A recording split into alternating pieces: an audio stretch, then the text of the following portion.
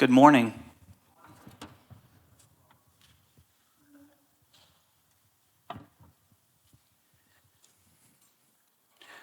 What a cool experience this is going to be. I was humbled to be asked by Sam. Let me start by saying, I'm not Sam. I'm Nick. It's nice to meet all of you. My family and I, we've been members here for about a year and a half. I've really just loved the community, love the message, love what's being taught here for us and also our children. In fact, Carol was baptized just right here and a few short months ago, and I had my remembrance of baptism here as well. So just truly grateful. And also, I want you to know that Gracie and Steve and Sam are responsible for asking me to share today. So if you have a complaint, I'm just kidding. Get with them after this. Our real value is in being ourselves.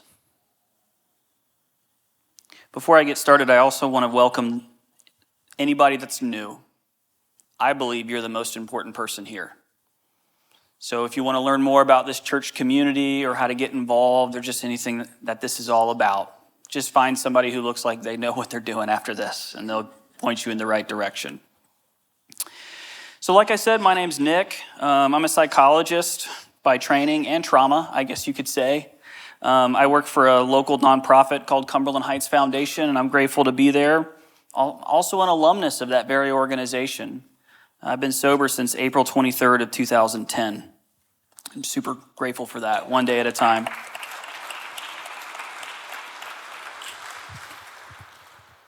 All right. Who goes home and turns into a different person?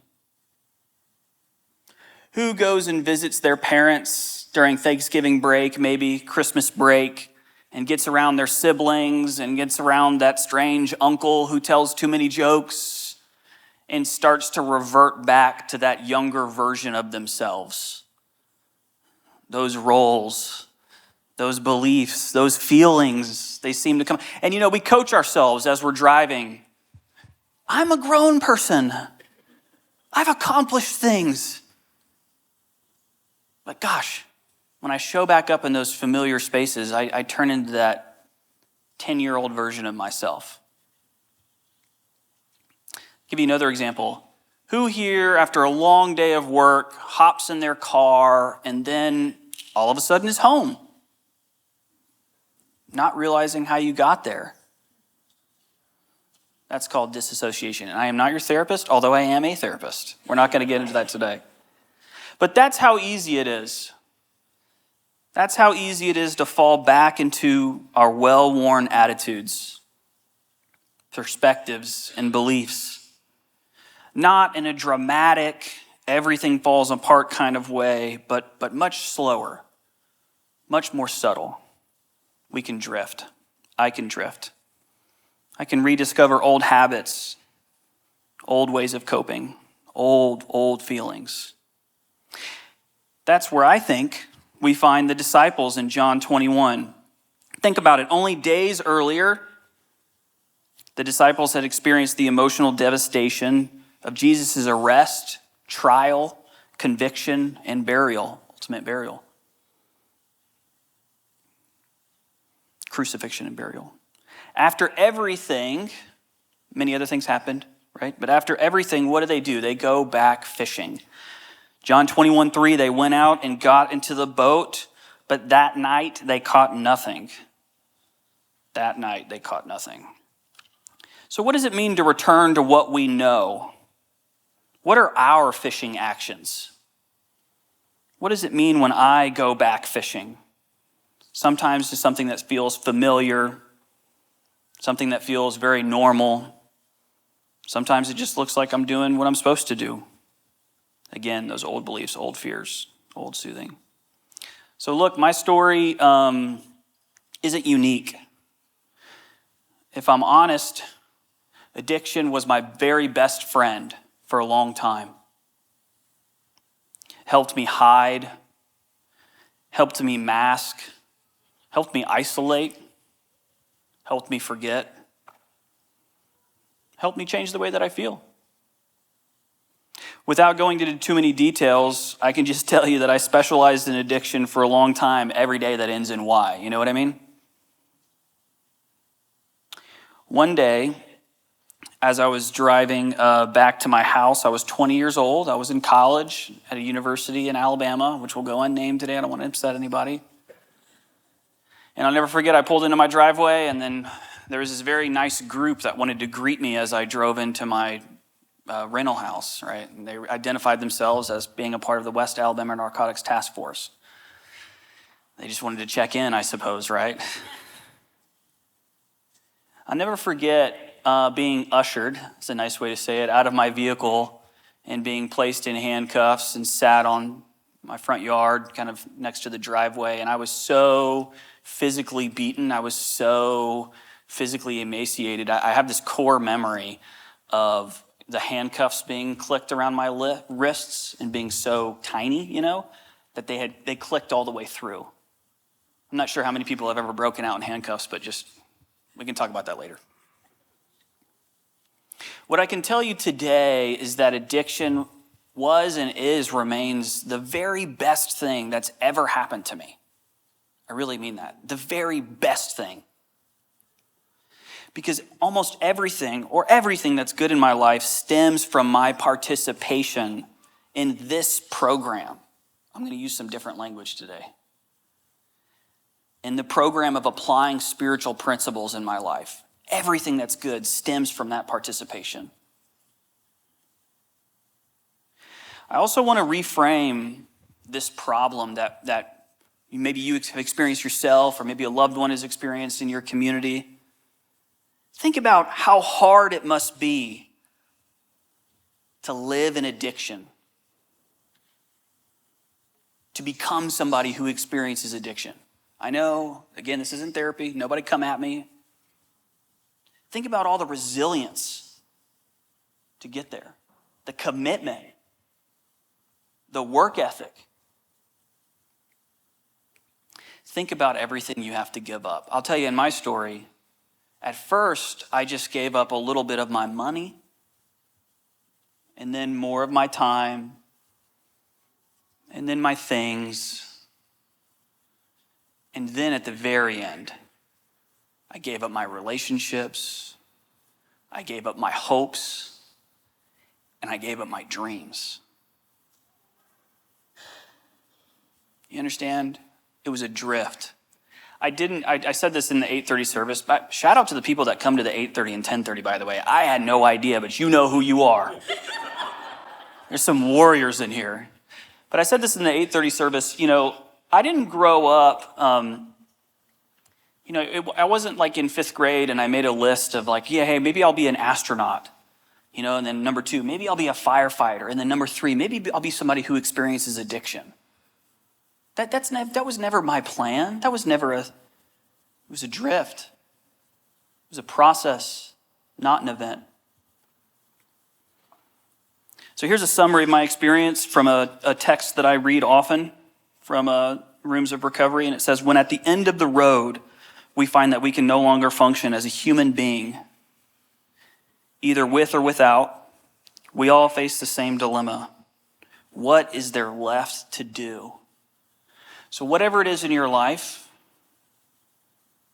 you're battling a relationship, you're waiting for the next scan, you just can't stop. Whatever that is, that point of desperation and exhaustion, what is there left to do? There seems to be this alternative. Either go on as best we can to the bitter ends, or we find a new way to live.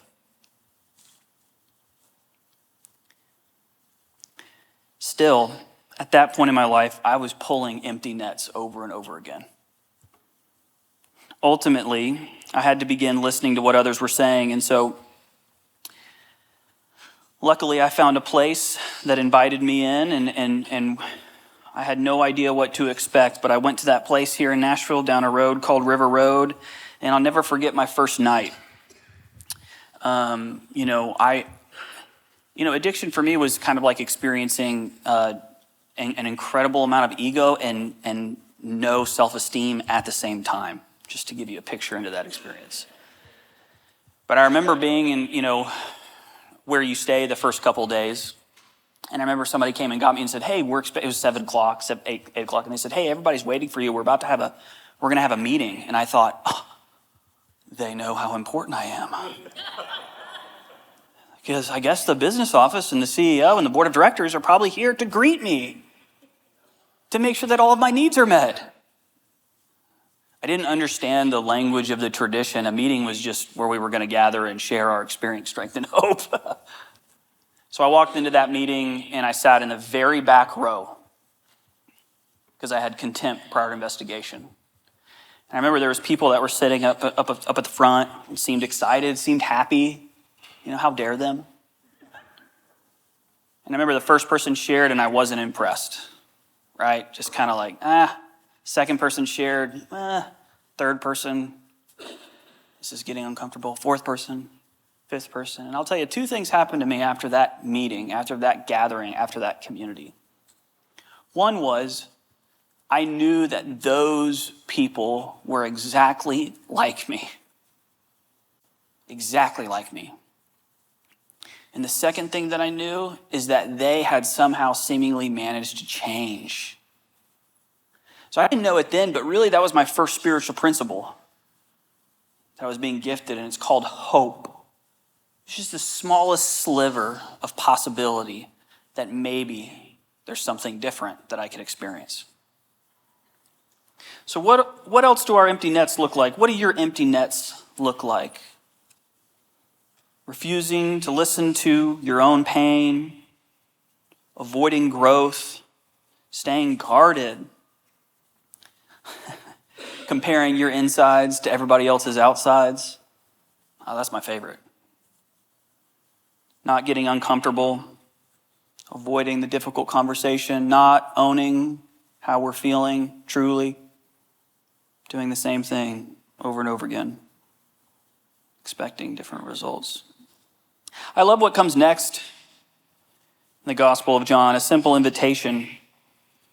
John 21, 4-6. Early in the morning, Jesus stood on the shore, but the disciples did not realize it was Jesus. He called out to them, friends, haven't you any fish? And I got to tell you, if you ever see me fishing out on some body of water and you approach me and scream out, have you caught any fish, knowing that I haven't caught any fish, I'll be very disappointed. You know what I mean? They answered, no. Probably like, who is this guy? He said, throw your net on the right side of the boat and you'll find some. I imagine there was probably a moment where everybody's like, what? Who is this? But they did ultimately. And they were unable to haul in the net because of the large number of fish. What I love about it, no explanation. Just act. My very favorite thing about recovery, the very favorite thing about recovery is it cares absolutely zero what I think about it. It does not care what I think about it. In fact, often in communities like this, I am always full of doubt. That's me. I am questioning.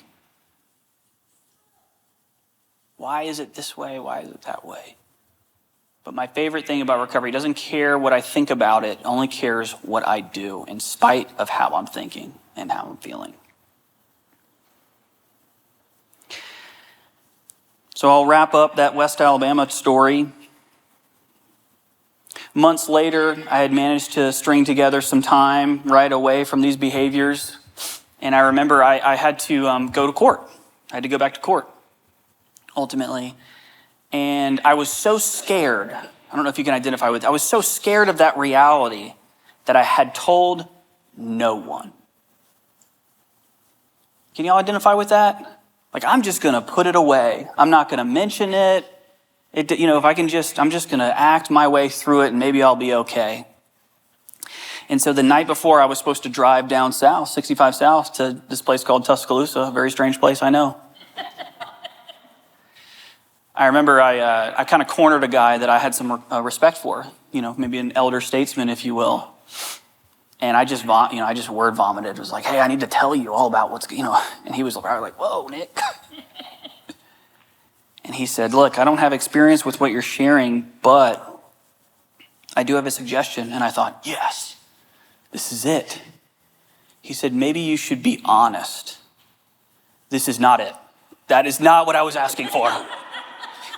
That is not. But he suggested that I practice a spiritual principle. This is something that was unfamiliar to me at the time. So the next day, I'm driving down 65 South, and I finally muster the courage to call this individual, the captain of that group that ushered me away from my home that day in April of 2010. And I said, hey, I got to tell you, I really want to try to give this way of life a shot, and I'm scared. I'm scared about what's going to happen next, and I'm scared about X, Y, or Z. And he said, I'm scared for you too. He said, I'll make you a deal. If you continue practicing these principles in all your affairs just for today, quote, and you keep going to those meetings, and you don't ever come back to Tuscaloosa County and do what you were doing before, then our interest in you will cease after this phone call. And so I was facing a mandatory minimum sentence of 10 years in federal prison. So I pulled over to the side of the road and just wept for the grace, for the being seen, and that moment of trying my best just to practice, just to be honest for once. Now, that's not everybody's story, but it is mine. Jesus asked the disciples to act, not to think. What's the shift? I think that the gospel isn't something we understand. It's something we live. We can know everything there is to know about Scripture, about maybe what the Bible is made of, about where the ink comes from, root to fruit, the whole thing, how to make the paper, everything about the details. And I can also live so empty, so alone, so out of tune, still with empty nets. So what was Jesus trying to accomplish? What was his message? That he's right? Maybe. That all we must do is believe? Maybe. That we need to feel? Maybe. I think that he was teaching us to practice these principles in our daily lives, to act. But wait, this is my favorite part. After breakfast, let's look at what Jesus actually does with Peter. I love this part. I kind of sometimes glaze over it. Seems like we expect what's about to happen, but I found something interesting about it. When they had finished eating, Jesus said to Simon Peter, Simon, son of John, do you love me more than these? Yes, Lord, he said. You know that I love you. Jesus said, feed my lambs. Again, Jesus said, Simon, son of John, do you love me? He answered, yes, Lord. You know that I love you. Jesus said, take care of my sheep. The third time he said, Simon, son of John, do you love me? Peter was hurt. I'd be hurt. Like, hey, man, why you keep asking me? Especially in front of all these other dudes. Do you love me? He said, Lord, you know all things. You know that I love you. And Jesus said, feed my sheep. And he goes on to tell him, follow me. He doesn't ask him to believe harder. He doesn't make him relive the 3 denials or apologize. 3 times he asks, do you love me? Shout out therapy, love is an action word. And 3 times, the answer he assigns isn't a feeling, it's a job. Feed my sheep, tend my lambs. 3 questions for 3 denials. And every restoration comes as an assignment to go take care of somebody else. Somebody else. It's not a restoration. Peter's restoration isn't a feeling he works up to, it's an action he's handed. So let me be honest. I did not wake up this morning excited about this.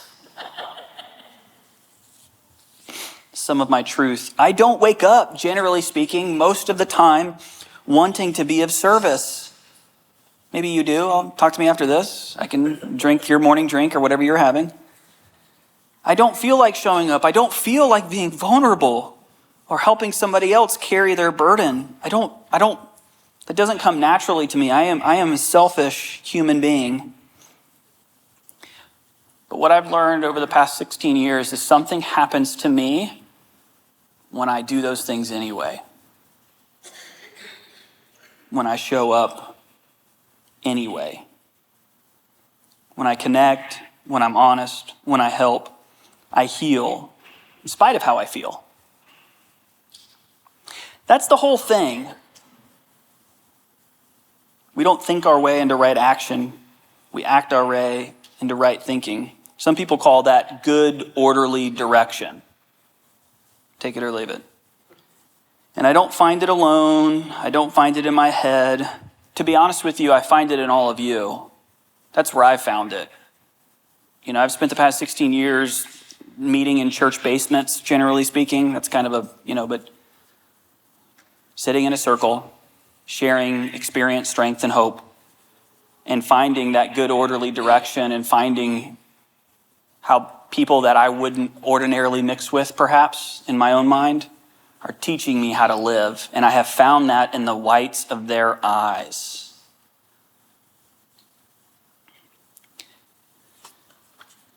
That's where Jesus is. He's in each other. He's in our communities, in our resistance to share, heal, and love. I got to tell you, when I first started this journey, I remember being so excited that I would share it with anybody. And you better beware not to sit next to me on a Southwest Airlines flight, because I would bust out my step working guide and talk your ear off about recovery and about spiritual principles, and probably scared a lot of people. You know what I mean? They probably hit that stewardess button or whatever. Today, I don't know. I don't think I'm an expert in really anything except maybe self-deception. I know less about this experience than I did when I started. I struggle, I doubt, I get frustrated. Ask my family. It's easy to do this. It's easy to share having gone through something 16 years ago. It's very difficult to share about something that we're experiencing pain in today.